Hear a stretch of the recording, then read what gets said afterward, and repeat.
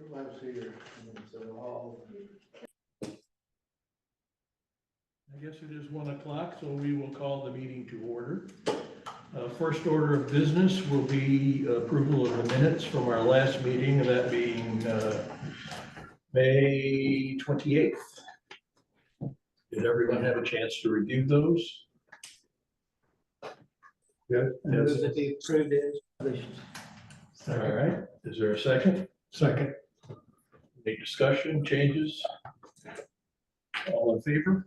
Motion carries. Minutes are approved. Next order of business is approval of the agenda. Is there a motion to approve? So. Don't everybody speak at once. Second. Second. Discussion, changes? All in favor? All right. Tree cutting ordinance. We have all kinds of opinions from our members here, so I think what we're gonna do is maybe take it from the top.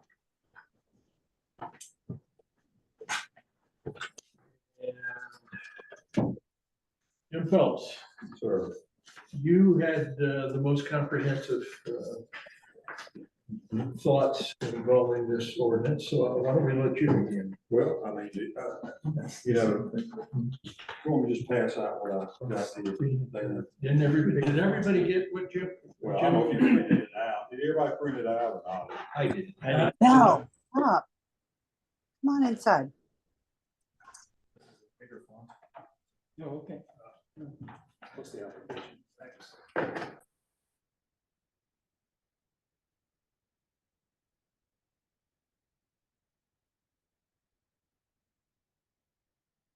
No.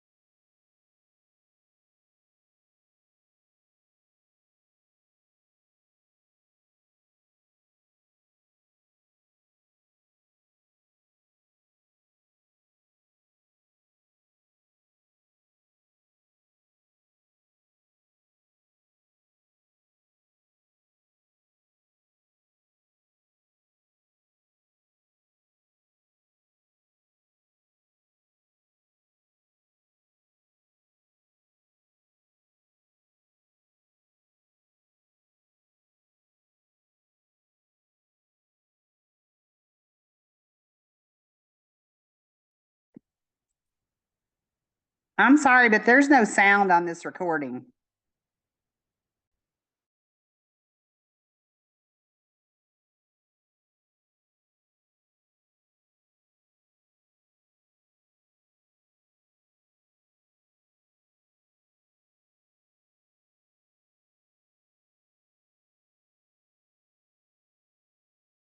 the right, if it's within the footprint, but you still got to have the permit. I mean, that was, yeah, I think that goes without saying, but why not say it? Can I back up just a minute to the Sure. first Yes. item? What's not quite clear here, you know, we're not including any additional area which may be required for future replacement system. We've got a lot of systems in Sky Valley that are probably on their last legs and are going to have to comply with current regulations if they replace them. Right. And it's not clear that this is allowing that. Well, I certainly didn't mean to exclude it. I meant to just make sure that, you know, really, I was thinking more of new systems, really, so that you could minimize the impact. Because the chart that they give you, the layout they give is going to include it all, I think. So, yeah, But the existing systems, when someone comes into the office and says, hey, I've got to replace my septic. Yeah. I say, okay, well, you know, that's between you and Raven County Health. However, if there are any trees to be cut down, I need to come see it. So I do inspect the property prior to that. Mhm. So even though I'm not, but Dan, I think is concerned that this would not allow you to do that. yeah, Right. Footprint, well, it says footprint includes specified area for septic tank and drain field. I don't know, I'm not sure how to word that, so it wasn't my intention to certainly exclude it. I assumed as much, but again, I'm just trying to figure out how to Yeah, address that issue. okay. All right, So I want to understand more clearly what the issue is and what do you find objection? Yeah, I didn't quite understand it. Dan. What we're saying is, the way this is worded now, it says that, you know, the Raven County Health Department is going to give you a permit to do a drain field in a certain area. They require you to reserve property for future expansion of the drain field, correct? that's, yes, if needed, yes, If correct. needed. And we're saying that you can't clear that future expansion area. Now, if I'm coming in and replacing an existing drain field that was put in under the old regulations, already they need a bigger drain field. Well, it's calling for additional, for any additional areas, if it's an existing one, you won't have additional areas with it. Oh, wait, so, Well, I think what they're doing is they're saying now, if that old drain field just becomes non-functional, then they want to make sure you've got enough other usable land to take care of it, so they can swap from that drain field to the other one. I mean, what we could say, Dan, was shall not include any additional area which may be required for a future replacement system unless and until such additional area is required by the health department, you know, something like that. Is that kind of what you're, Yeah, that's what you're saying, I think, make Yeah. sure that we're not saying you can't ever do it. I mean, obviously, right. the health department requires it. Okay. unless until such additional, Let's see, I was just running my mouth, see, unless, until such additional area is required for an existing, for a current system.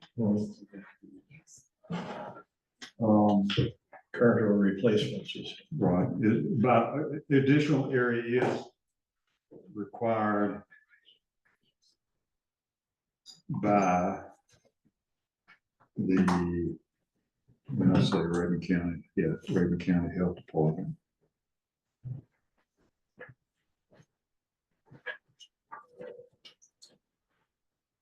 For, would you say an additional or replacement system? Yeah. I think- Okay. Replacement system. Well, Dan suggested additional or replacement system. Let me read what I wrote here. Is it unless and until such additional area is required by the Raven County Health Department for an additional or replacement system. I think that covers it.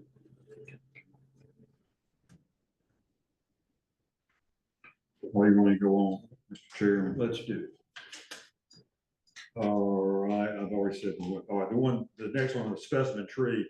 I mean, we just make a reference to a specimen tree. There's no definition of it. And I think there's only one more mention of that term Yeah. in here. So we could either drop it or try to define it, but I think just putting it in there.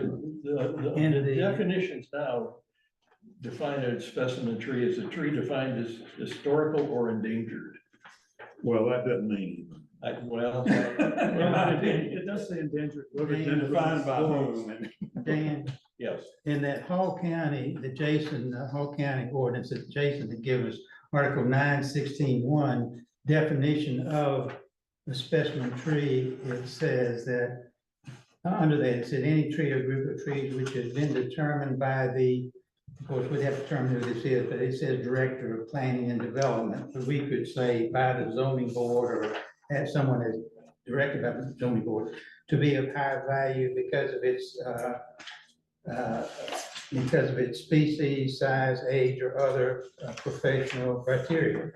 And that was from the Hall County definition of specimen, which is a little bit more specific, but it still refers to somebody having to make that determination, Yeah. which could be this board, but, and we could make it, I guess, based upon some consultation with,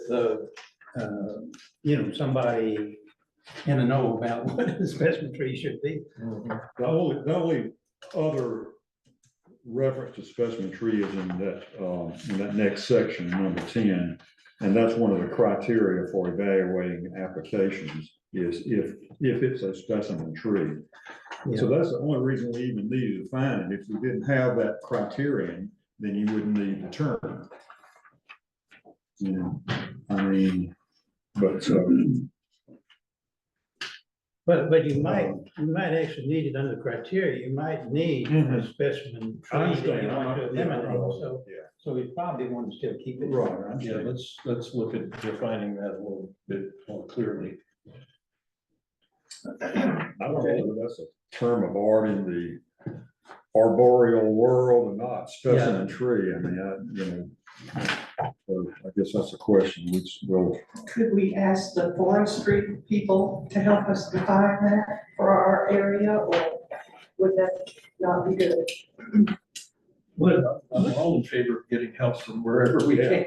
let me mention in our current ordinance, section 12:195, it's under clear cutting, but it talks about this policy of the city that native shrubbery, trees, and undergrowth such as mountain laurel, rhododendron, rare wildflowers, ferns, etc., shall be preserved insofar as practical and reasonable in order to retard surface runoff and soil erosion, and protect their native species. Maybe we could just put something about specimen in there and say including.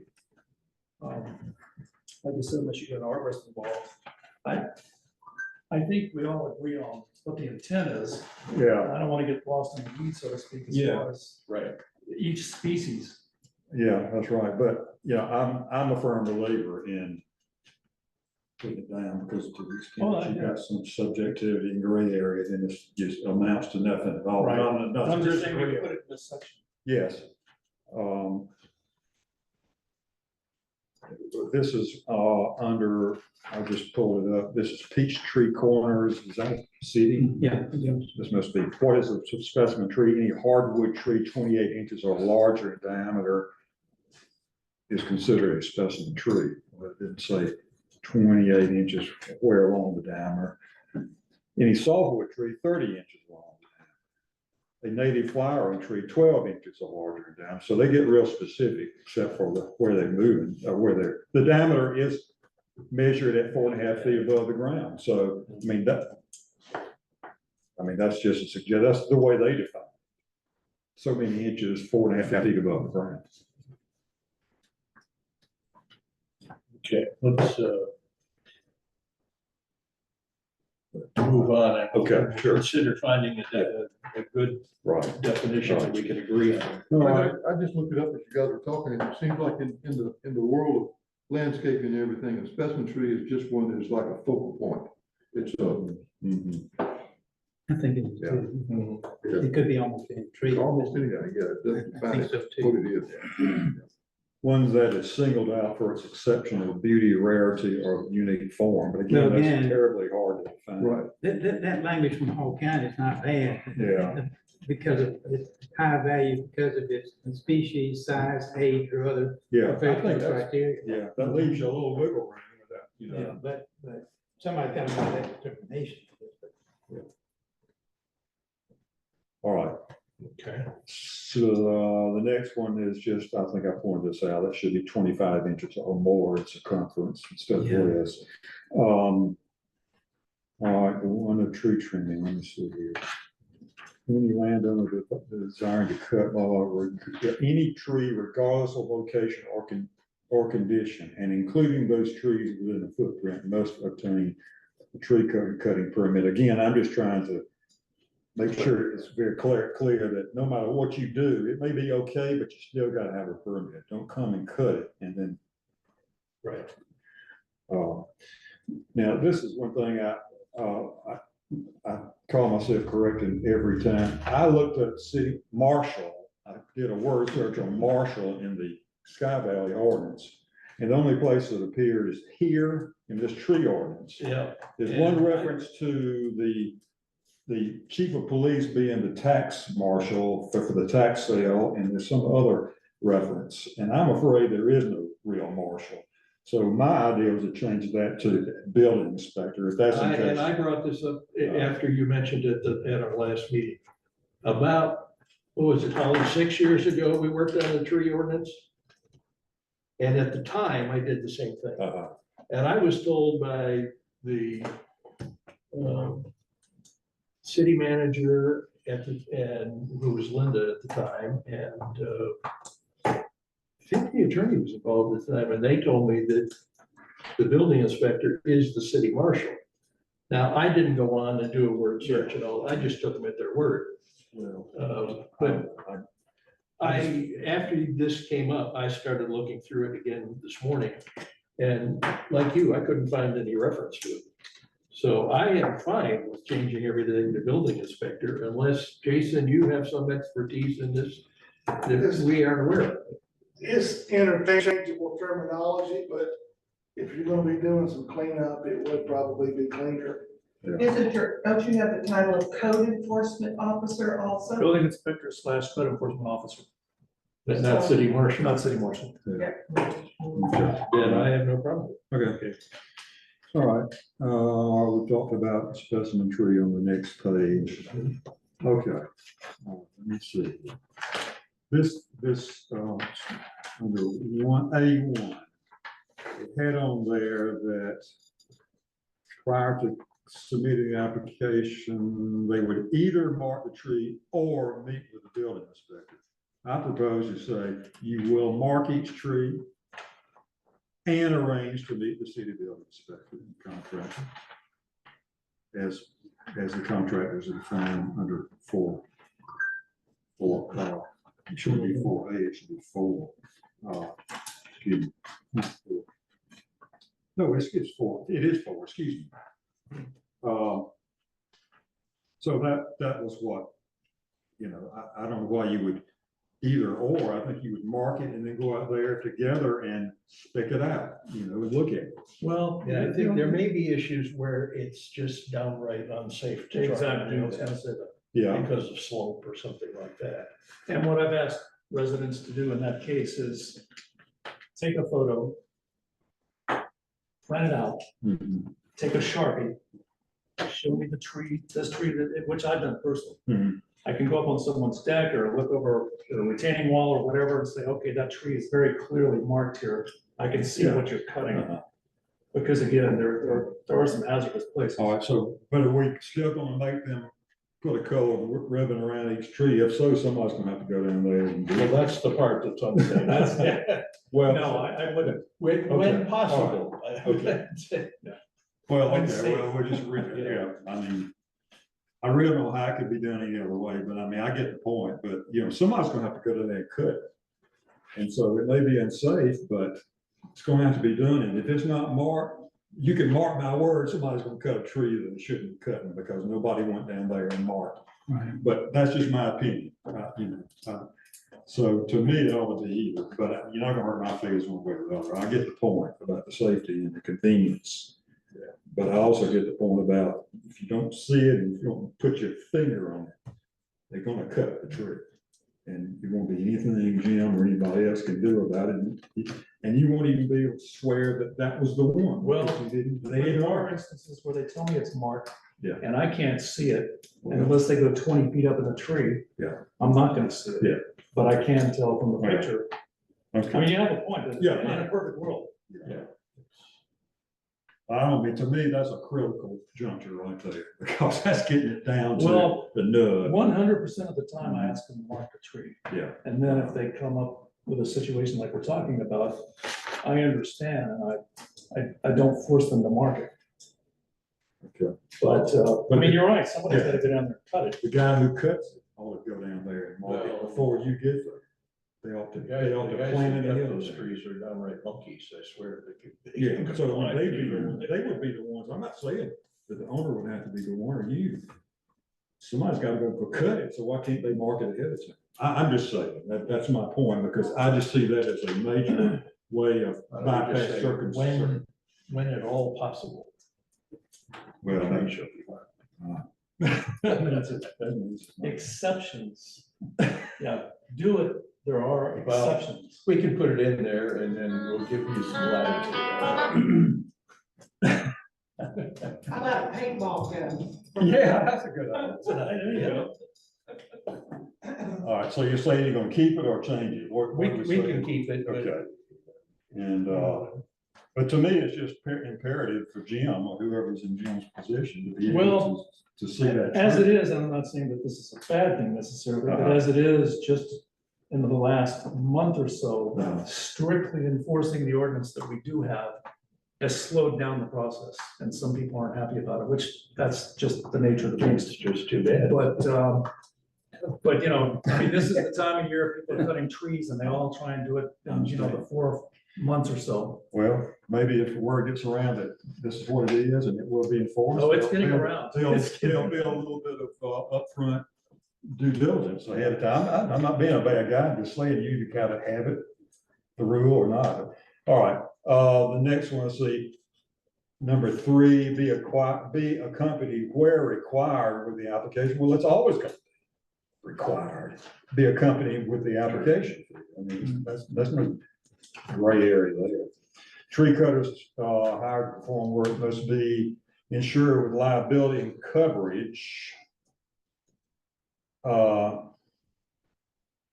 With liability, and I added insurance coverage in an amount of not less than, so I mean, so how much? So you got some liability. I think most of them million. I think so too. And I think that ought to be on there myself. So, all right. But otherwise, there's no amount, so I mean, it amounts to nothing.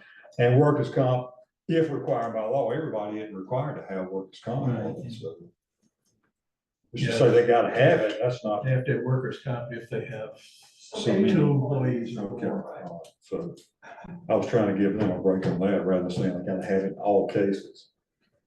Well, and then, of course, I really question this, unless the homeowner signs an affidavit of responsibility for any damages. I left that in there, but to me, what do we I say? tell you what, if I was that homeowner, I would not be signing that affidavit. Yeah. No, and I think we need to leave that in there. I mean, You think we I- should or should? I think we should. Okay. I mean, Yeah. a very large percentage of the trees cut, Uh-huh. we're getting affidavits. Okay, Yeah, I think it's fine. okay. All right. Let me stop at 6 for just a minute. I don't think you had anything on that, but I expanded that just a little bit. Said define when the time for cutting, topping, trimming, and for removal of trees or debris is to begin and when it is expected to be completed. Just to expand it a little bit. Okay. Yeah, okay. The permit is good for what, 6 months, 90 days. 90 days? I gave you a copy right there. Okay, See the well, bottom? And I handed it out to everybody because I wanted to see that it is plain on there, and I make sure, and I've asked the ladies in the office to make sure when someone comes in, this is good for 90 days, it can be extended. Yeah. But 90 days, and also the part about the cleanup of the debris, you've got 14 days, because we've had multiple instances Really? where they claim they didn't know, well, they have to know if they're signing this. And I think that covers part of what you were saying. The job has got to begin and end within that 90-day period. Or the permit expires. You want to just put it that way? That was six. Almost. So the permit actually says, not on here somewhere. At the very bottom, very bottom. Okay. Yours 90 is days it's a little permit, cut off, yeah, yeah. yeah. The ones we're handing out now are very clear. Yeah. You got the leftovers. Okay. But do we need that at all then? Do we need That's that? what I'm questioning. whether we Maybe should- just take 5 out, Yeah, I think so. if it's on the application, why don't we take it out? Yeah. I agree. And then on 6, I think I added something on 6, be signed by the applicant, property owner, and the contractor with a certification that said applicant is the legal owner of said property on which the permit is sought, except as noted in B below, because B, there's a exception about getting an affidavit or person signing off on that article. But I absolutely agree that the landowner needs to be on the application. Because, Right, yeah, I agree with that too. sure, Yeah, I mean, agree with that. and I'm getting a lot of pushback on that. Jason and I met with a homeowner a couple of weeks ago that says, well, we've always done this. Well, this isn't always. I mean, this is a new sheriff and new marshal in town. And a new So, ordinance, and a new ordinance perhaps. Oh, exactly, because Yeah. we've really had some serious problems with people cutting trees on other people's property Yeah. with or without the permission. Right. But at least this way, if they're signed on the application, they can't deny that you didn't know anything about it. Right. But I think you could add some emphasis to saying that by signed by the applicant, property owner, and the contract with a certification that said applicant is the legal owner of said property on which the permit is sought, except as noted in B below, which is the adding on to the, if somebody else's property. Well, okay, I mean, could Unless you, it's some of the work. well, I was just trying to think, is there a way to amend this so that you have, if we're saying they've all got to sign, and of course, they're not all, Yeah, you could have a certification have on the contract. you could I have, mean, on the, where it says, well. Look at the yeah, well, there it is, application that I property just owner. gave you, yeah. So Look at there the it is. application. You've got owner, So, applicant, Yeah. if other than homeowner, and contractor. This includes everything, including the Okay. affidavit. yes, I see that, okay. Well, I didn't say I've never seen the permit. No, that's why I attached. yeah, that's correct, I've seen the permit too. So I can't, does not take care of it, I mean, everybody's signing their capacity. So we're taking out B and C. I guess you, being, Or, yes, You mean six under B? 6, excuse me, I'm What? sorry. Well, no, our 6. ordinance does not say, the owner, our ordinance says the owner of the land where the tree is being cut only has to give written permission. We need to change that. all right. So we need So, B, do we need 6? Six, I don't Do know we why. need 6? Well, it would be okay to leave it, we're saying it must be signed by those 3. And the form does provide for that, looks like it ought to be. you know what I'm I would saying? just add in that with a certification that said applicant is the legal owner of said property, Okay, which Yeah. is greater emphasis that he acknowledges the fact that he does own that property. okay. The exception is that if it's on somebody else's property, they're signing off on it too. Hmm. Now, how are you, you're just doing this with written permission right now. What you're proposing is that there be a second application if there's a different property owner involved? No, Just a. no, the applicant states to me whether they're the actual landowner or not. And I go out and inspect the property and I look at it on a site plan Mhm. and confirm who that parcel is actually owned by. I mean, I've got 2 of them pending right now, and I'm waiting for the actual owner who's in Florida to sign it. But yeah, it says applicant, Don't we want, other than homeowner, put down, don't we want the legal owner though to sign Oh, the yeah. application? yes, that's what I'm saying. Well, and what I'm asking is if there's a second owner involved, i.e. I decide I want to have a tree cut down, on the property below me. I need an application. You're the applicant. And I'm the applicant, but then is there a second application for that homeowner? No, well, yes, there is. I've got one right now that has 3 homeowners. And it's been pending for 2 months because I refused to pass the permit until I got every one of the owners, and even though the ordinance says I just need written permission, which they had, I've still refused to sign it. There are many cases where I see this being almost unworkable. I mean, you've got so many properties here that who knows where the owners are? Well, But Well, if you're. I mean, if you're well, getting well, someone's let me finish. I mean, yes, you've got to be able to track down the owner in order to get the written permission, so they email permission or what have you. But if they're in Michigan and that's a vacant lot and they just happen to own it, but they really don't pay much attention to what's going on there, the odds of getting them to then fill out an application and sign Then the it. trees aren't gonna be allowed to be cut. How would you like to be the guy in Michigan and they're cutting your trees? and you didn't give them Well, permission? but I've given permission. If I'm that guy in Michigan and I've sent an email, but why make it more difficult for me when I'm not even there? Because it's not your trees. what I if mean, you they're say, not your trees. What I'm saying, if they're my trees, it's my vacant lot. That's an exception.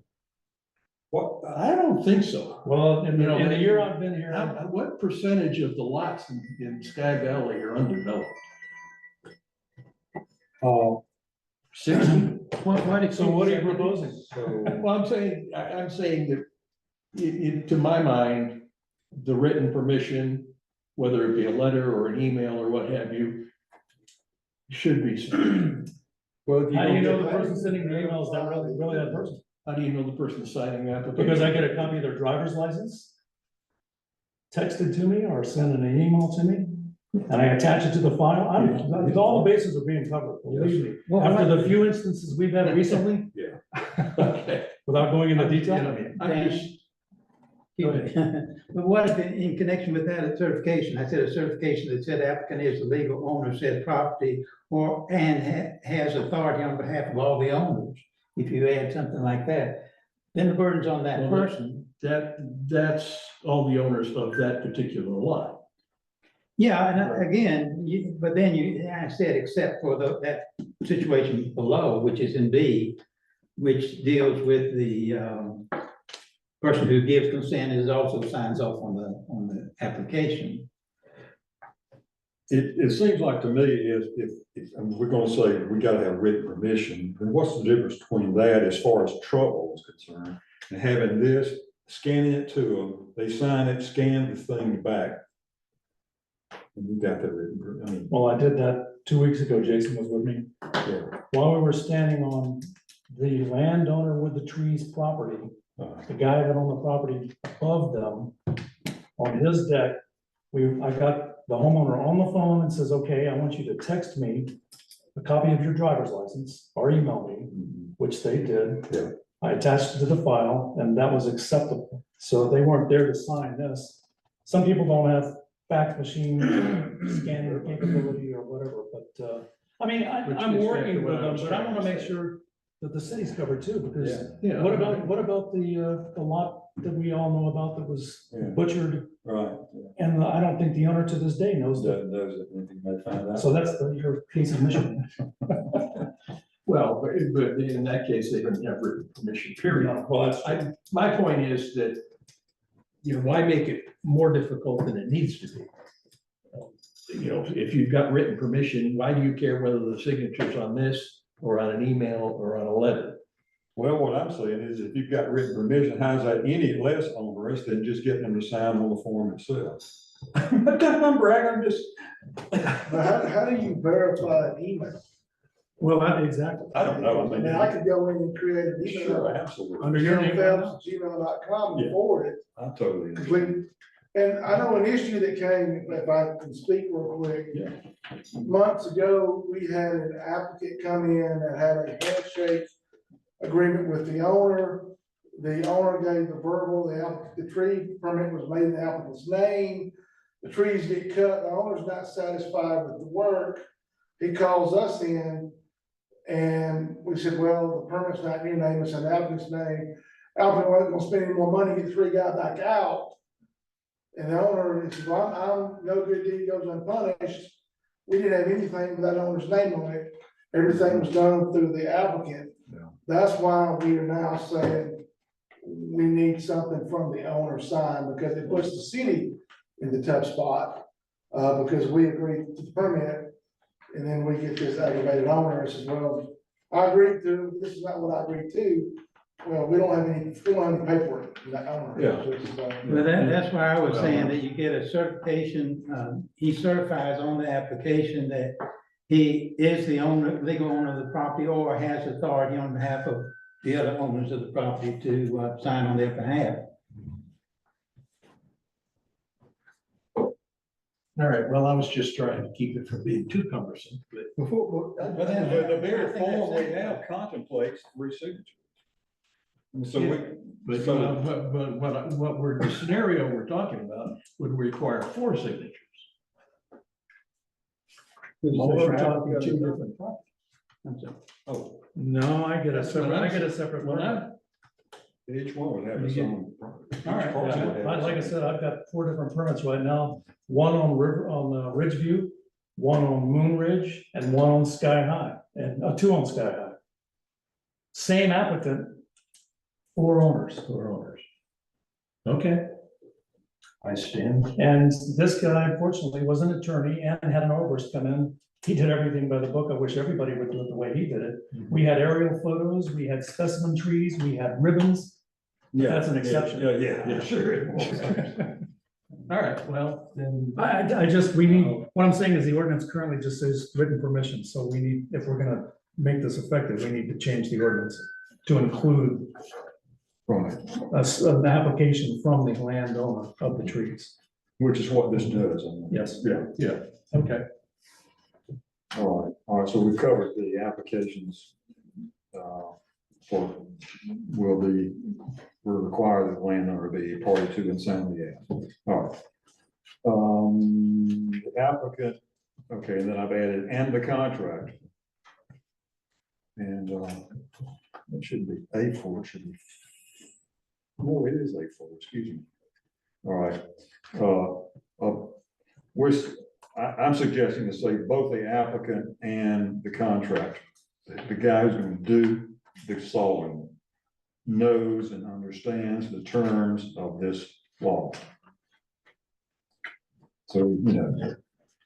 It says the terms of this article, but it should be this ordinance. See. Well, it talks about the article in other places, Oh, Dan, so okay. I wouldn't, I mean, either one. Could you just put on the application something simple that says by your signature, Yeah. you affirm you understand all Right. the ordinance. And that's really where it would need to be. And I mean, if we're gonna mandate it, it needs to be in the. there. That's kind of how we have the short-term rental. You basically, you sign, you're affirming that you've read, that you were fully aware that. It's already on the application. I was gonna say, look That at was- the that's what I application was right reading. now. Yeah, is it on there? Yes, Okay, good. it says information, property owner, applicant, and contractor must all read and sign application below. Well, read and sign the application. It doesn't say about the ordinance. So by signing this application, you're agreeing that you have reviewed the city's tree cutting ordinances and you acknowledge reading and understanding the contents, There you et cetera. So, I mean, it's. So is that in there? I can't. That's, I didn't make that see.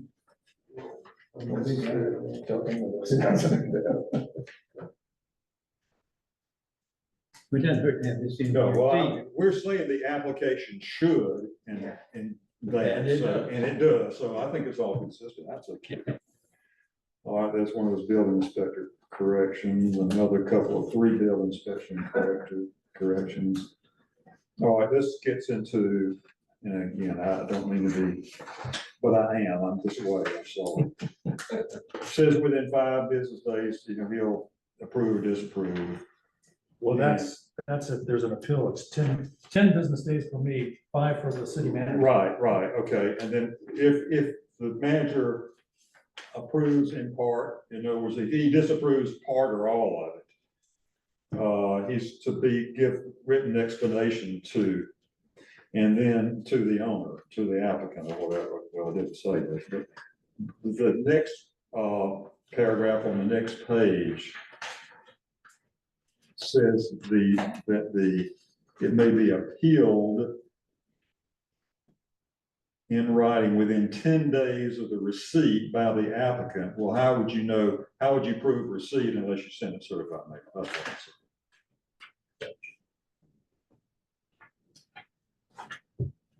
Now, I know that's more than y'all do, and I'm just saying to make it internally consistent. That's the way I see it.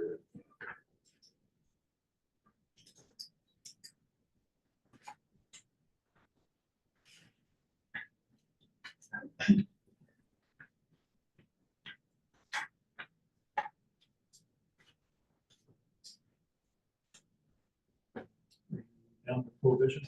Well, I was just gonna, I mean, y'all, Eddie, you know, if we want to move on, keep on moving. Yeah, I think so. Okay. The other A, B, and C are just Just, clean up. yes, exactly. Okay. Language. All right, that's the prohibition. All right. Now, this probably might be more substantive than most of you. In no instance will more than 25% of the outstanding footprint outside of the footprint be removed.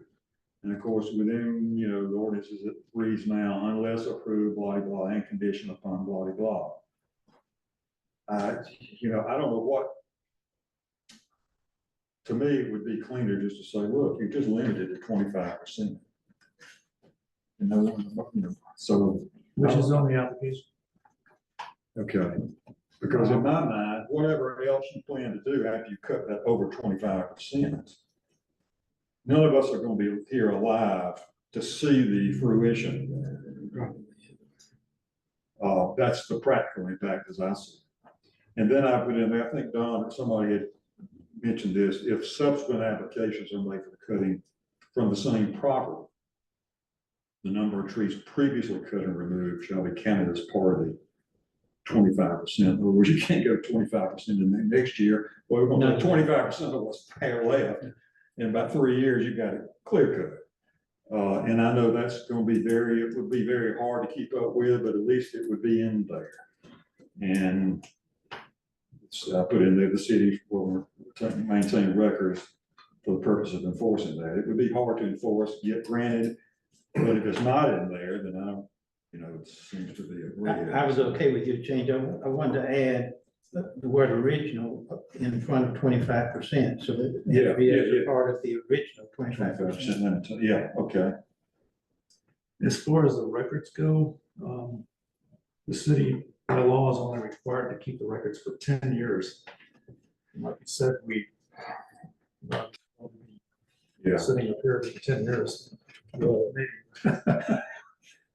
But what I'm saying is 10 years, well, I'm sitting up here. By that time, we won't worry about it. That's gonna be laying up there. But it will be hard to enforce, but, Yeah. but I agree. Let's have it in there. Impossible to enforce without it. Right, yeah. So how do you, 25%, how do you calculate that? I mean, it's not like not everybody has 100 trees and it's okay, you cut 25. That's the way I would. I mean, what I'm saying is, how do you go out to a vacant piece of property? And you go out there and count 317 trees, multiply that by 25% and get the number, I mean. I agree that logistically it's a nightmare. I don't have. It's at the gym. That's what the ordinance is. I gotta go back and look at that Hall County ordinance, because I think they did it differently. I think they talked about Oh, yeah. the coverage of your lot, rather than what's being removed. Like the canopy. Is that what you're talking about? Something like that. I'm gonna go back and look at it. I didn't, that was too. They use a tree credit program. So Yeah. you save trees of a certain size, that might be equal to 10 trees you cut. So that's a. Jason and I- That would be, Jason and I are going up this afternoon to look at a lot, and again, I've been putting this guy off, I mean, he's got his bulldozers ready to come up the road. And it's a new build, and he wants to cut from the road to the back of his property where the footprint's gonna be, and I said, well, wait a minute, the house is gonna be 15 to 20 feet back, in this particular case, from the road. Why do you wanna cut all these trees between the road and your house? I mean, some of them are this big around. Yeah. And, you know, he's giving me a hard time about that, and so Jason and I are gonna go up and take a look at it. And we've got somebody from Public Works going up to spray the line and measure, but getting back to the point of how do you count the number of trees? This lot is, it's a forest, I mean, and it, and he said, well, I wanna cut all these trees, and I said, well, no, you can't do that. I said, you're gonna have to mark these, and I said, for instance, that one, I just randomly took one. I said, you can't cut that down, it's not in the footprint. It's this big around, it's an oak tree, and you're looking, you want views. The canopy is up so high, maybe you wanna trim the lower branches, but I'm not gonna, you know, sign off on you cutting that tree. Beyond having them employ the services of a landscape architect. or Well, something. exactly, just like this guy that Which has the will four, slow the process down, but they're gonna put their license on the line, they're certifying. the applicant with 4 property owners that I mentioned. He had a certified arborist come up twice already from Athens. I mean, this guy knows his stuff, he could tell you anything you ever wanted to know. And, I mean, obviously, that's an exception, but you're right, it's gonna slow the process down, but so be it. Because up until now, what we've got That's is, really the only way I know that we could. yeah, And I know, again, this is a special place, and trees are part of the value, and. Yep. You cut that tree, you can't put that genie back in the bottle, That's right. and so that may be something we may need to look at. I mean, if somebody, you know, the average house being built right now is probably about $800,000. If they had to add another $1,500, $2,000 out of the arborist coming in, that's just the cost of doing business, but that's, I mean, that's beyond that. I don't really know to get out of the subjectiveness of, well, we ran into that because I know we had a pretty heated, conversation with the builder, because I was adamant that he cut 1.5%, he was adamant he did not, so it was really no way to prove or disprove. well, maybe this is the place to put in what you're saying, Jason. So if, and we're gonna say, you got to get an arborist to handle it. I'm sorry, guy, I'm getting these spam calls and I can't take them off. Jason, so you're saying the arborist would determine what 25% would be, or? That or landscape architect, I mean, they're licensed, they would, I mean, they could come up with some kind of plan or something that I think they could be that third party or whatever that could indicate what we're working with, because each lot is different. I mean, it's, I wish every lot was 1 acre and there was 100 trees on each lot. Yeah, that'd be You good. know, we could count, okay, Yeah, show me say that. show me the 25 trees you're cutting, and Yeah. but, like I said, it's like we're going out today, it's almost like Monty Hall, let's make a deal. I mean, 25% is. cut this tree, save this tree, cut this tree, save these 2 trees. Something like that's what, that's It's, where they're, I think that's what it is. You know, I don't think you can write a rule that covers all situations. I'm sitting here listening to you guys talk. If a guy owns 10 acres that was covered with trees, he could clear cut a couple of those acres and there's nothing you can do about it, given this language. I mean, if he was supposed to clear that off and plant corn, that do it under this language. So, I mean, I don't know how you address all those things. What if you said 25% limitation is determined by landscape architect or certified arborist? Within this language? this would only be for new construction. Yeah, yeah. I mean, it's just, Yeah, it's something we could require if need be in the application for the new building permit. Why would it be just for new construction? Well, because you've already got existing footprints, Yeah. allegedly, since we don't have records going back more than 10 years. All right, so They only get down, they can't get down more than 25%. of what's outside of it. Yeah, right. So again, why would, I'm just asking a question, why would old construction be any different from new construction? You're talking about what's outside. Well, when you say old construction. Well, I mean, you're talking existing house. So, Somebody wants to clear a portion of their property on an existing house. it would depend on how many trees are left on the property to begin with. I mean, some of the new builds, I shouldn't say new builds, some of the older homes, they've already gone in long before any of our time. Oh, sure. And cleared a lot of Sure. trees. So if they come in and say, I wanna take out those 5 or 6 over there, well, you've only got 15 trees left on the entire property, no. That's where using coverage as opposed to how much you're clearing, what percentage you're clearing, is probably a better bet. You still You require, could go in there and say, okay, you know, he wants to cut out, you know, those 3 trees that are left on the property. I'm sorry, but you already don't have enough coverage and you can't. It's clear, not like airspace in the big cities. it's more of an objective measure. Yeah. But again, that would involve an arborist to talk about those kinds of things. So I mean, it's, you know, I think it was Don that in one of the emails said the overkill, we want to do what's right for the city, but at the same time, we don't want to make it so restrictive that people say, oh, man, this place is worse than Atlanta. Not that that could ever happen, I hope. But, Restrictions We don't, preserve values. yes. yes, if we don't impose some restrictions, Oh, no, it will be Atlanta. No, I know that. I'm just saying it will be Atlanta. Believe me, They want to come up. I'm sure you can imagine the Atlanta's got more pushback. trees than some people want. You can imagine the pushback that I've been getting Oh, recently. okay. Oh. Like, Oh, I would want Because, to. I mean, it is, it's really, I've almost had to call, you know, our men in blue. I mean, it's, you get some people that come up from big cities somewhere and you know they can't do it down there.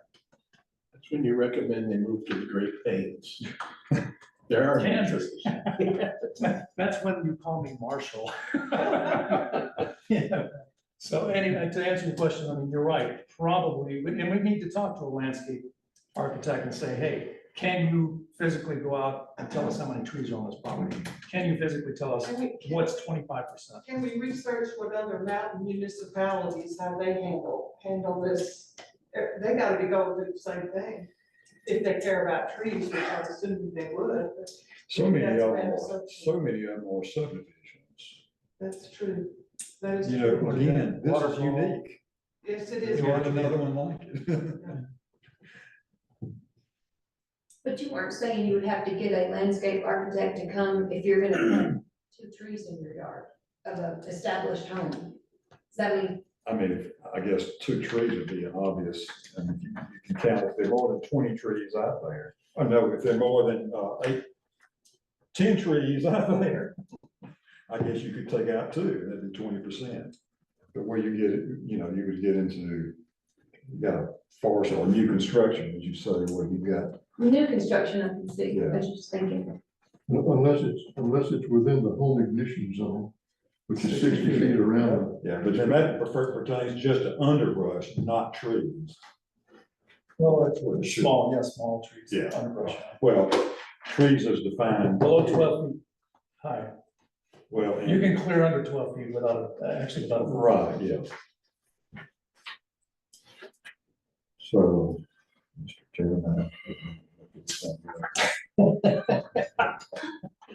All right, I agree with Don, if we're gonna keep this for now, we would just add in there, you know, compliance with this 25% limitation will be certified by whatever, you know. If that's what we, or we're gonna go with the canopy part.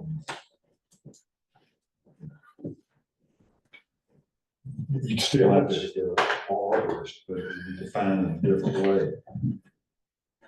If there was some language maybe that, if it is a question of the 25%, the city reserves the right to request True. an arborist Right. or a landscape architect. At their expense. Yeah, require an arborist. Yeah, you know, I mean, because there may be instances where if we had that in there, everybody has to get up. Right, where it's an obvious case. Yeah. Yeah.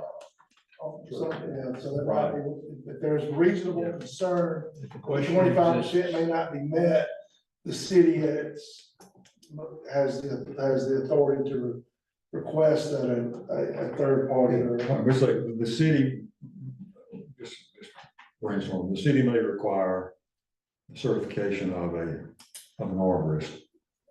The certification of compliance with this limitation by a Landscape architect, whatever. arborist, or somebody has the competency to, How about that, yeah, Jim?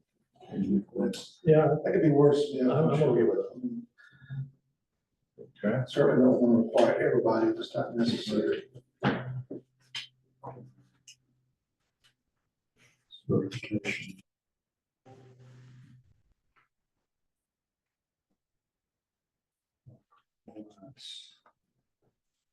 With this section, so this section, I guess.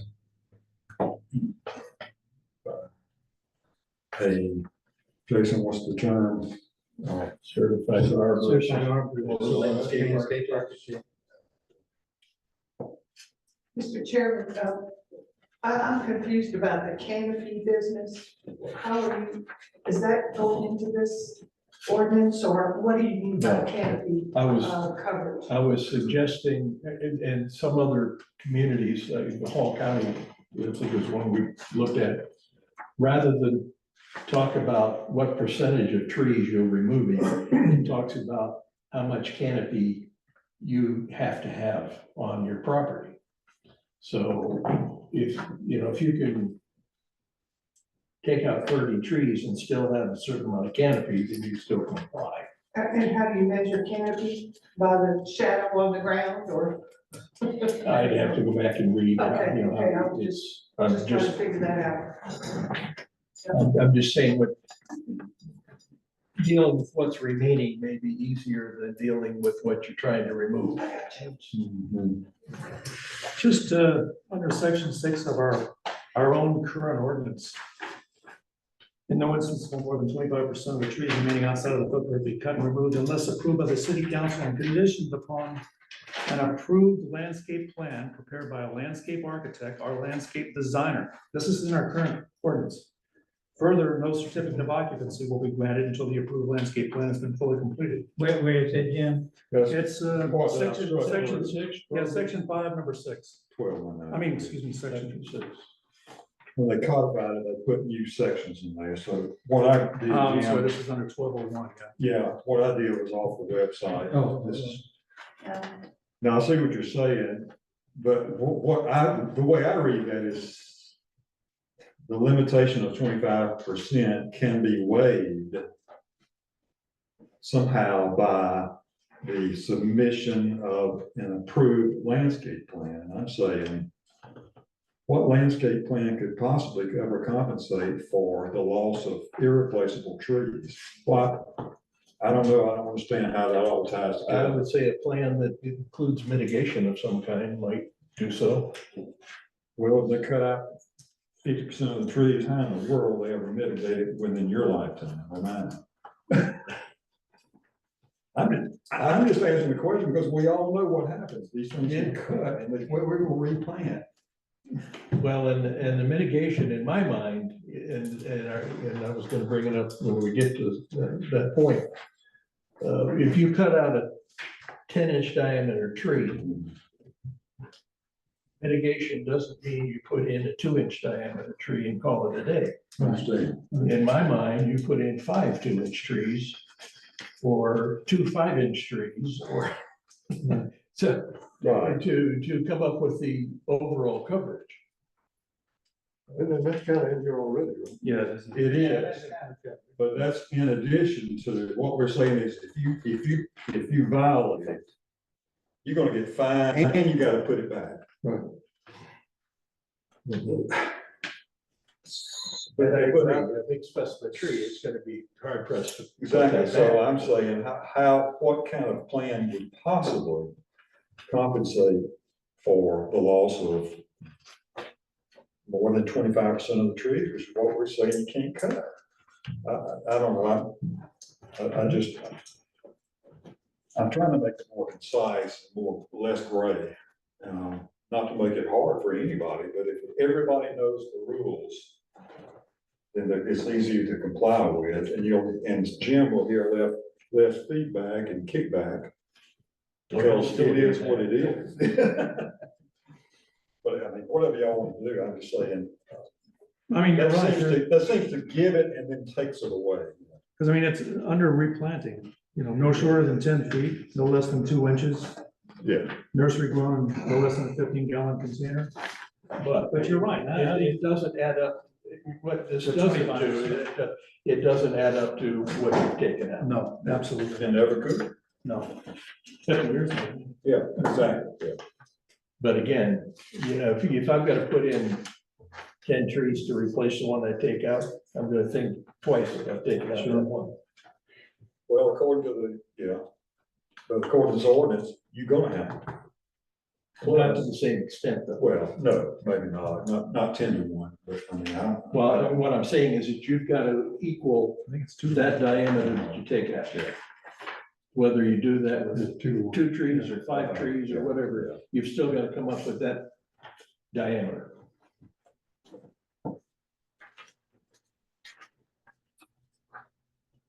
All right, where did we leave off? Section 12193, that's section 194. 194, sorry, yeah. I just simply put in there, if it's, let's see, We'll go it's monitor changed. In other words, if you change the original footprint, After the trees are there. yeah, and then you try to go do it again, then it'll be a penalty. It'll be a violation rather, which will invoke all the monetary and non-monetary penalties. And that's Like, fine. yeah, I think it's go to that safe. And on the next page, I was trying to address, I think Don's concerned about, well, first of all, except as otherwise provided herein, I don't know why we would ever have, I mean, a violation, period, will subject you to. I don't know what otherwise provided, what other proviso would there be if you have a violation? Jim, So- what section are you on? I'm Oh, sorry. 197, 12,197 is the last. Next to the last page of this printout. So I was just cleaning that up. Any violation will subject the applicant and contractor. I put in there jointly and severally. In other words, somebody said, well, they both, well, they're like if you sign on a loan, If I sign, me and Dan sign on a loan, the bank can sue him, me, or both of us. Jointly and severally. So you're saying him, you are both of you, but, so in other words, Yes. I just want to sue Dan because he's the one that, Could do it. That's what Jointly joint and is. severally means that you are both equally responsible for the total. Right. The reason I'm asking is because we have a situation as we speak of a contractor that claimed the owner told him that he had all the required permits. And turns out he didn't have any permit at all. And the contractor went in and cut down a considerable amount of trees. And That's where the contractor's got to sign that permit. well, and the contractor didn't sign it because, well, he should have. This Yeah. contractor knows better, you know what I'm talking about. That's, so talking to the judge this morning and talking to the peace officers who have experience prior to me on their citations. You can put, this is the violation, section such and such, ordinance such and such. This many counts, but it didn't have to equally be, and that's what I wanted to confirm with you. The same to the contractor as it was with the landowner, because ultimately the landowner is responsible. But then again, the guy that cut the trees, Exactly. they told me, the judge, basically, that this is probably gonna end up in a civil suit between the two of them, but that's. Yeah, well, But I that's like- what would happen. Exactly. But the city shouldn't have to choose from No, one or the other. No, I agree. You know, both of y'all are liable. Whatever we can get out of it. I mean, that's just standard liability. Yeah. All right, then, building inspector again.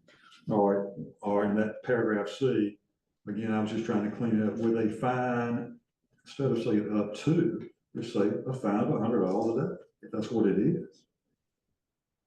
I just fined somebody a couple of weeks ago, $100. Yeah, okay, well, so it should be $100, period. let's see, all citations issued and fines imposed. I was just making it mandatory, shall be imposed individually or jointly. It kind of goes back to the previous Yeah. provision we just talked about. E is building inspector. All right. Determines that a proper, by proper, I think that they meant, whoever did this meant, they determined that a required permit wasn't obtained and that more trees were cut, and I just added top trim, however, than was originally approved. Then the building inspector, let's see, and the city manager, and if they agree that if proper procedures had been followed, the application would have been approved. And I've added that for the number of trees actually cut, top trimmed, or removed. I think the point of this was, and this is what I brought up last time, I wasn't sure why we needed this, but if somebody doesn't, Jim, if somebody doesn't do a permit, but then they go out and cut a number of trees, but afterwards, you find out that they cut it, and if they had filed a permit, an application, you would have approved what they actually cut. In some I think that's instances, what yes. this is saying. I've got one right now that I was just referring to. And I'm looking at possibly $1,000 a tree. And it's going to be a very, very large sum. Well, this is saying that if, in that event, that I think that what this is saying, I mean, that $1,000 wouldn't apply. That they would just pay a penalty equal to double the permit. Yeah, no, that's two separate Which things. is absolutely. kind of, and the only other quick thing I questioned, it further says the normal permit fee for the total number of trees that were improperly top trimmed or cut. So is that saying you got to pay a permit fee for every tree? If not, because if they had done it right to begin with, it'd been one permit, one application. Yeah, but if you notice on the application itself, 1 to 5 trees, $100. Gotcha, okay, that answers my question. And then $20 a tree after that. Got it, So got it, just do the math. I'm sorry, yeah. Yeah, no, Well, that's okay. Okay, Whereas the one, but it does say, as far as $1,000, it also says on the application, up to $1,000 per tree. So I mean, it Yes. depends on the circumstance. yeah, and this is in there, and I'll point out one thing that was changed a little bit, when they codified this. Let's see, they talk about penalties. Oh, yeah. Section 12-197. It says, if you'll notice the difference, it says contract to punishment. And instead of specifying $1,000, Where is that at? it's so, Except as otherwise? yeah, you'll see it says as provided in section 1-8. Okay, got it. All right, 1-8, if you look at someplace else in the city ordinance, it talks about the $1,000. Yes. So they And 6 changed, months. yeah, so they changed the word there a little bit. I haven't been able to find that. Yeah, because can you pull that up? The city ordinance, that deals with penalty section 1-8. It's, you've got it in the hard copy I gave you, penalties for violation, section 1 through 8. Unfortunately, these weren't numbered, but if you go through, just past 12-197 is section 1 through 8. On this, Jim. Yes, okay. that, and we're on 12-197. Yeah, yeah. All right, the next page, penalties for violation, section 1 through 8. There you go. So, Let me just look at it.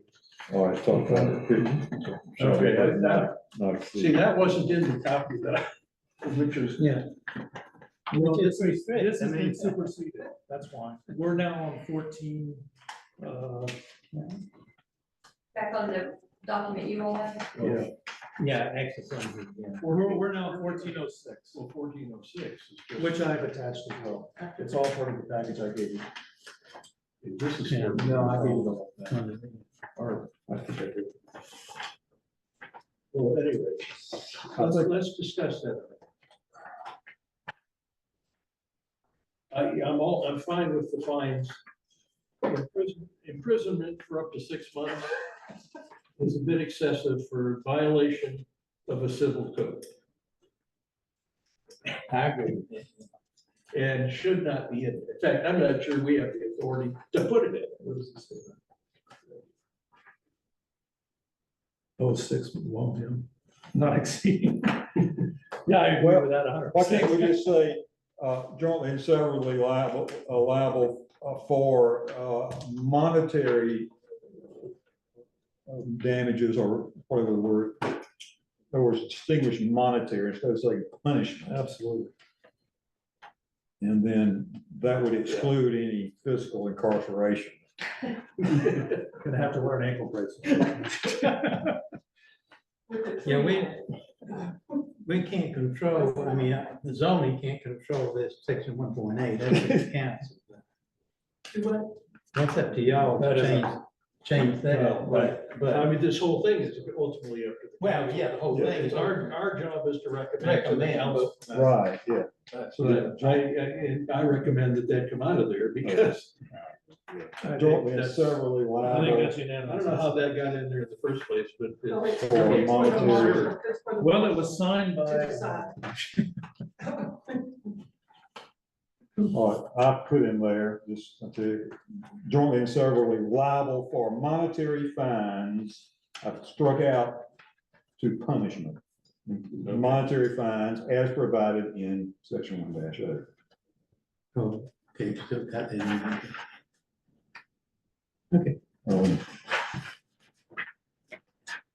Why don't we just say $1,000? I don't know, I didn't change that, no, I don't know who did that, I'm not sure how this is, the process here of what, it went from what we looked at last month Yeah, to this. I have no idea. Somehow during the codification process. Exactly, so somebody, Yeah, we went 1201 was the ordinance originally, and That was 14 only dealt with native shrubs, right, 1406. yeah, and that is included here, see, and that's another thing, but that's included in section 12-195, they took that and incorporated it into this. It's no longer a separate article or whatever. But seems like somebody did that unilaterally. Yeah. But I don't know the process, so I can't speak. Well, We weren't part of it. So yeah, we don't. Yeah. There's one other thing I thought we needed to add into this, and it ties in with what we're gonna discuss next, and that is that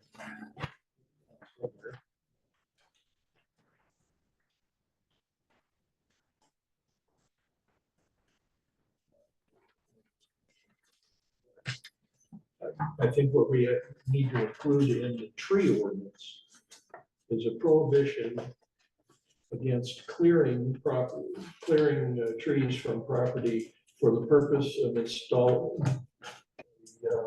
solar array or Yeah.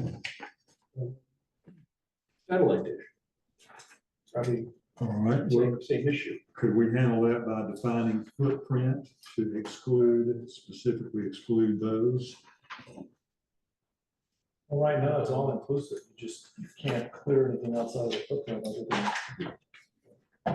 I think that's all. I think it needs to be in the solar permit or Yeah. yes, but I think it could be in here as well, just for clarification. It could. That clearing shall not be permitted for the purpose of installation of a ground mounted solar array.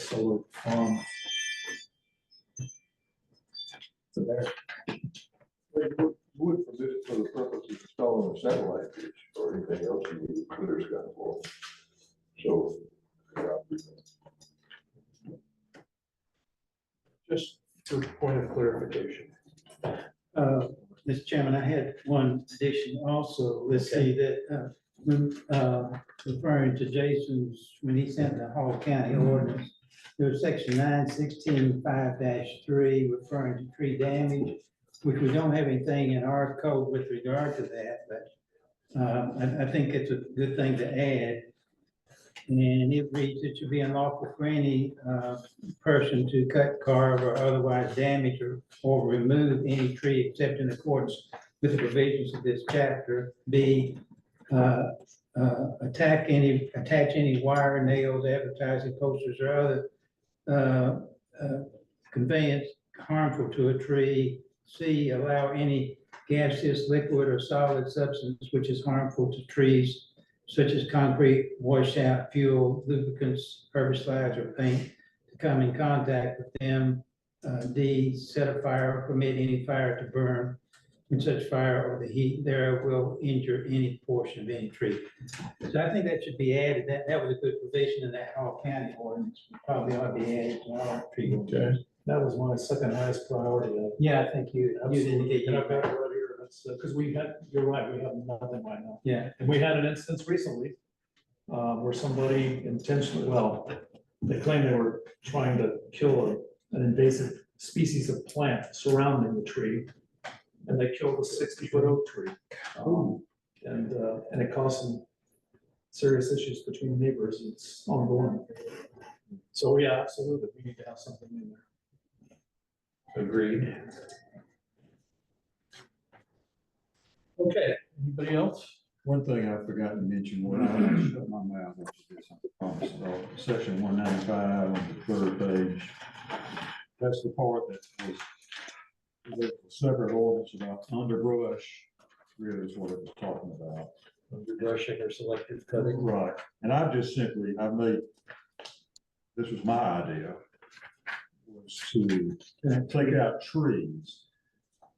Because it's really not about trees, it's talking about, or down below in number 3, small trees. Well, we've defined a tree. A tree is so big, if it's not that big, then it's not a tree. Not a tree. So I think the focus of that was, the intent was the undergrowth, not trees themselves. So if it's a small tree, you can cut that anyway, because it's not going to fall into the definition of a tree. Okay. That was my rationale.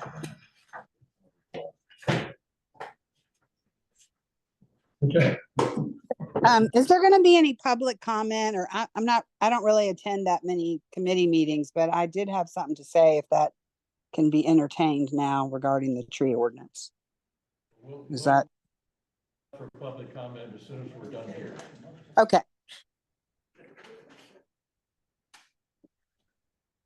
Tony, you had some thoughts? Did we cover all of them? Yeah, I think, and more. Okay. All righty. You've got this all in your computer. Yes, I did. Would you mind over the course of the next couple of weeks, kind of codifying and get your own way what we've discussed here? All right, I'm gonna need, all right, I've been making notes as I went along, but there were a couple of things now that I did not pick up on. One of them was the destruction of trees that Don was talking about, that was rather lengthy. Something you brought up. Solar. Which I think Don and I would both be happy to email you Yeah, our thoughts. okay, why don't you do that? Right. that was from that tree ordinance. That was- Okay, so this is it right here, huh? Yeah, that's it. All right, well, I'll just add that in. And then y'all will give me some language to add in with the solar panels. And I'll add that. All right, anybody up here at the table have any more comments? Regarding trees, Yes. was there somebody up there asking? Yeah, we'll get to that in just a minute. Nobody else here? Carla, you have something you'd like to say? You there? yes, sorry, I was having trouble with the unmute. Yeah, I just, first of all, thank you guys for your extra time on that, but as Jim knows, I live up here where, as do several others, where this butchering has recently taken place on not one, but 2 lots. And I don't know, I heard what you said about fines and all that. And I've also heard from someone else that their neighbor cut a bunch of trees and said that he didn't care if he was going to get fined because now he had a view. So I just, want to make sure that we have a fine that is as punitive as we are legally allowed to make. And I know that you guys, from your attitudes, feel the same way. I just wanted to weigh in on that because it's pretty sickening when something happens like recently happened. And if people, they'll keep doing it if the fine is not egregious enough. And that was my only comment, so. I, for one, think $1,000 a tree is probably punitive enough. And Yeah, I don't disagree. I'm just saying. I think that, I believe I'm correct on this, that this code section that was referenced at 1-8, Yes. it was done that way because the $1,000, as I very cursory look, there's a state law that limits what a municipality can, you probably know this, Jason, can assess for a civil fine. And I think it's $1,000. Is it 10,000? Up to Okay, Up to so $1,000. per tree. Yeah, right. But to answer your question, yes. Tree being an additional So violation. we've done as much as we can do under state law, is my understanding. Right. No, I spoke to the judge about that to make sure I was clear, because I'm gonna be the one writing the citation. Gotcha. And he said you just include counts 1 through 50, or what, I mean, Yeah. so Right. it's, thank you, Carla, I appreciate that support, because it's, you know what I'm talking about up there. Frequent can also be a part of that fine as well. Okay. Is there anybody else out there in computer world that has anything? No. Okay. All right. Let's move on to the next item. That being the solar panel ordinance of some kind. Don, you came up with some stuff from Georgia Tech and Emory Law and what have you. The Georgia Model Solar Zoning Ordinance, I thought, was an excellent place to start. Yeah, I think it's a good place to start. Did everyone have an opportunity to download that, see what was there? I'll confess that I did not do it. Shame on I know it. This is.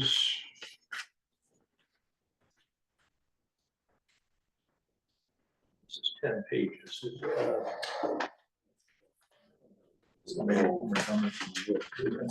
Mr. Chairman, I know that you are involved in a 2:30 meeting and it is 25 after 2. Is it? So do we need to maybe cancel this discussion until next time on the solar? Whatever you want to do is fine with me. Well, I'm fine with that, although I would like everybody, and we can make copies of this before we leave here. Everybody should look at this as a good template. I think one of the things that we need to look at in this, this obviously was created with the idea of, much larger communities than ours doing something. So that it addresses things like ground mounted solar energy systems and solar farms and that kind of thing. I think what we need to do in Scott Valley is maybe address under definitions what that might be, but then prohibitive. That ground mounted solar arrays are not going to be prohibited, they're not going to be permitted in Scott Valley. We just don't have the room and we don't want to start clear cutting for such a thing. But this is an excellent template and I think something worth looking at. There was also, I think, from UGA, another 81-page document that kind of supplements this. I wouldn't suggest you print out the whole thing, but download it and review it. And if anybody doesn't still have Don's link, please let him know and he can resend that. So you can download that information. Anybody else have anything about solar that they want to talk about? No?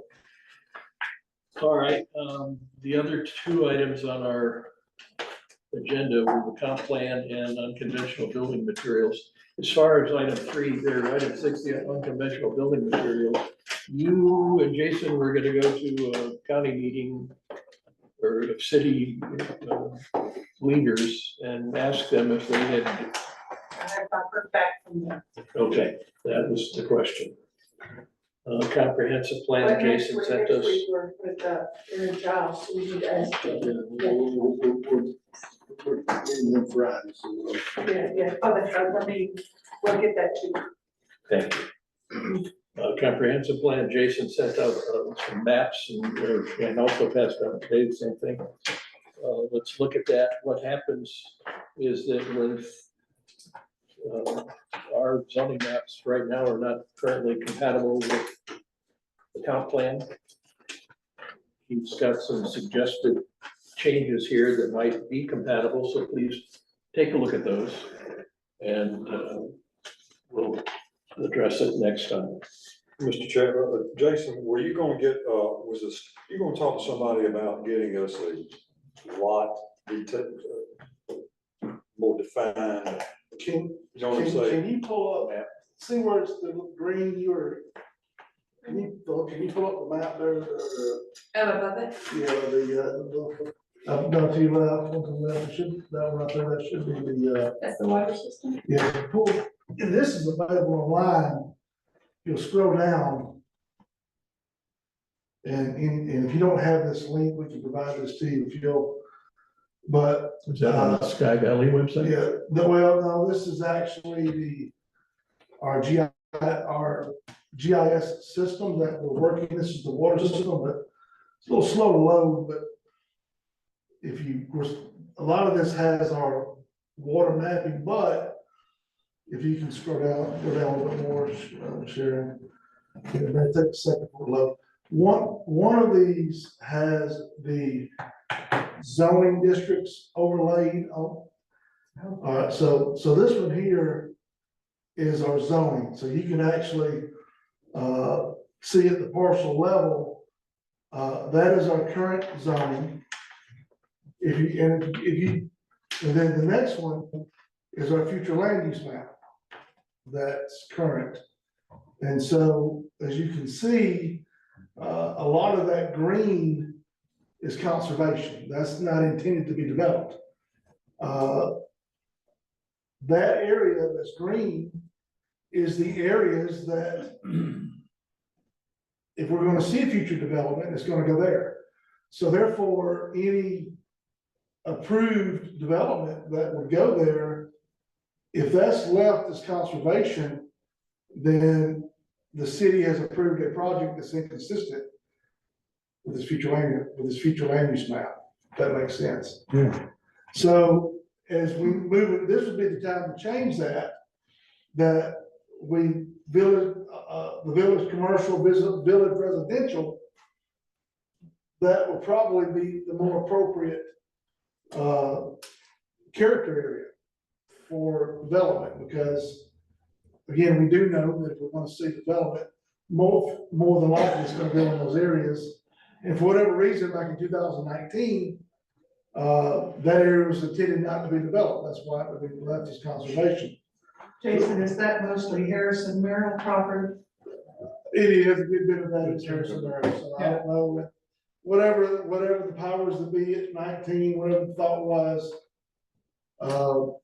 It's our map, at present, our future land use map does not anticipate that area being developed.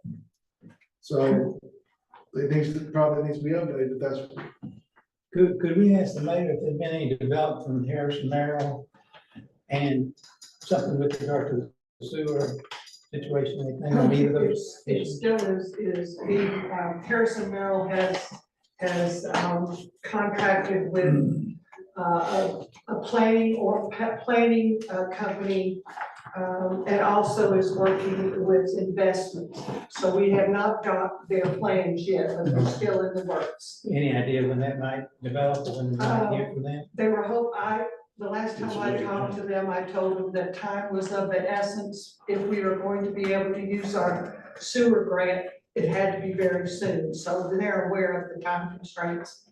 restraints, not gates, whatever it is. Yeah, so it's coming. In fact, I had already decided, Don, that I was going to call them again and say, when, we gotta have it, come on.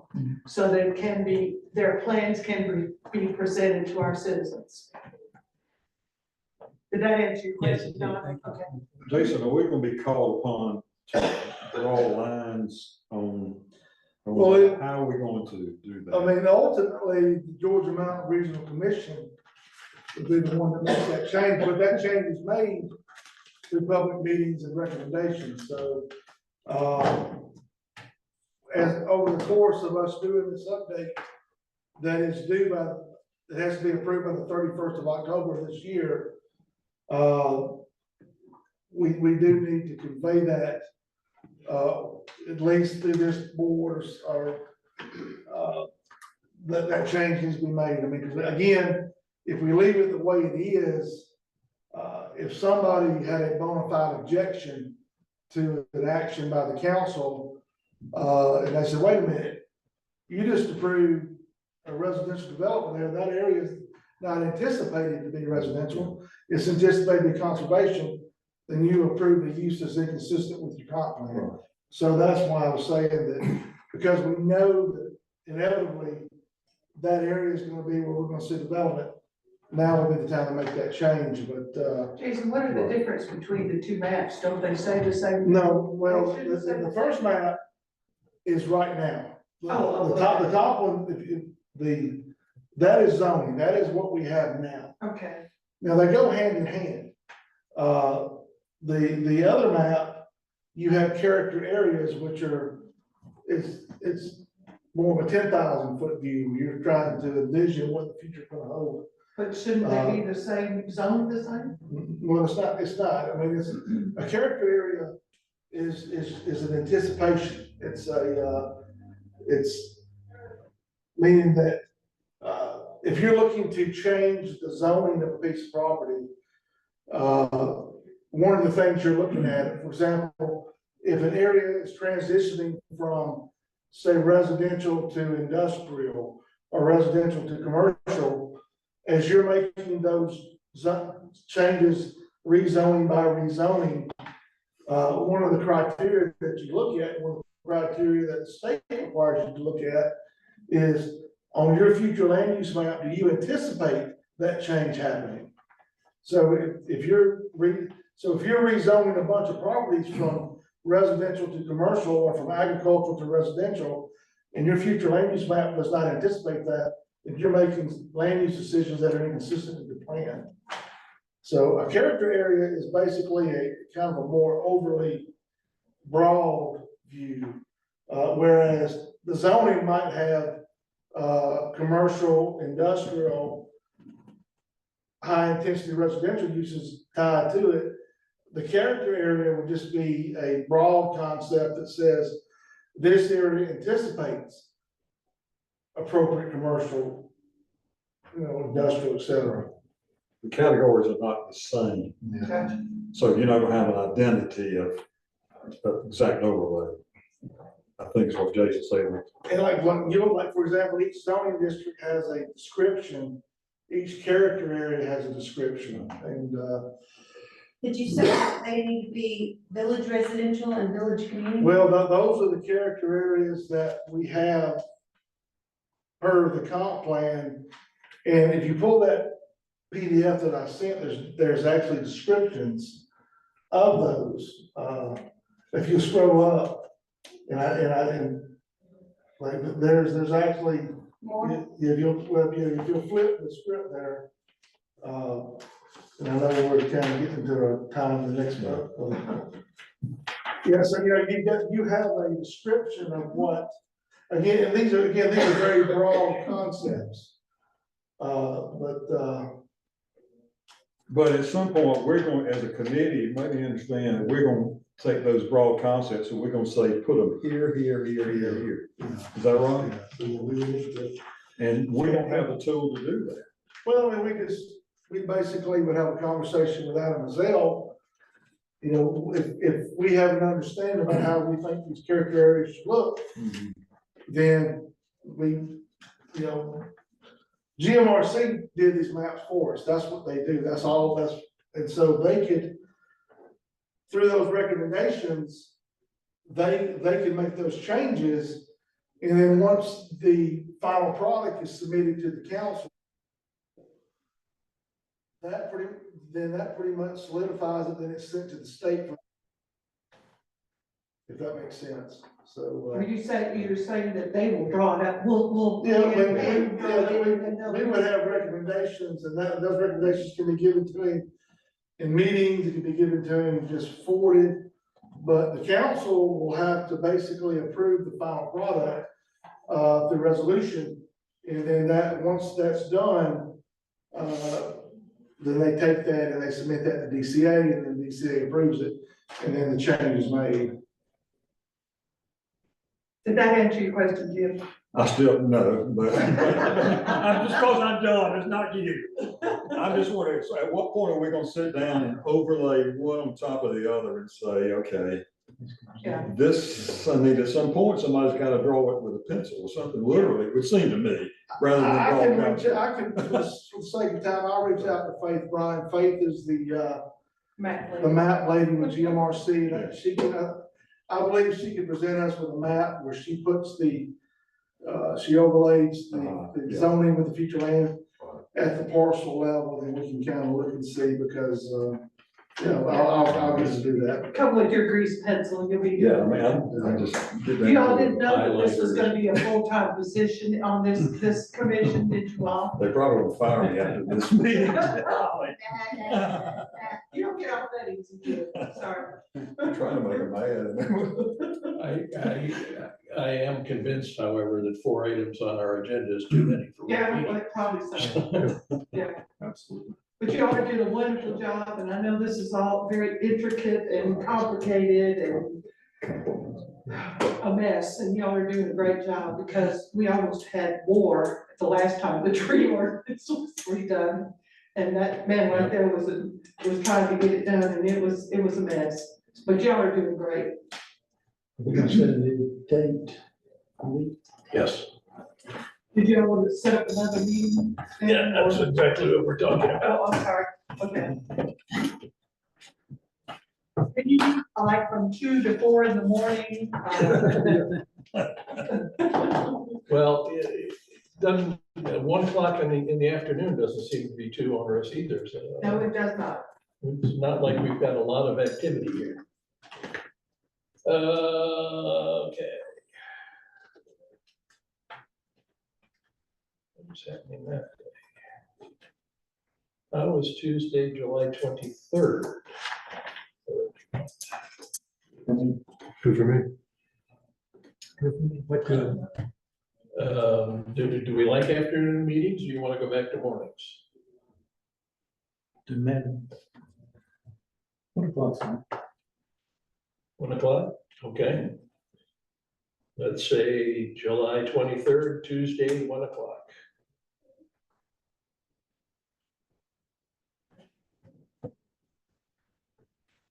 And by that time, everybody will be able to read over the 81 pages of solar and all the rest of that. That'd be great.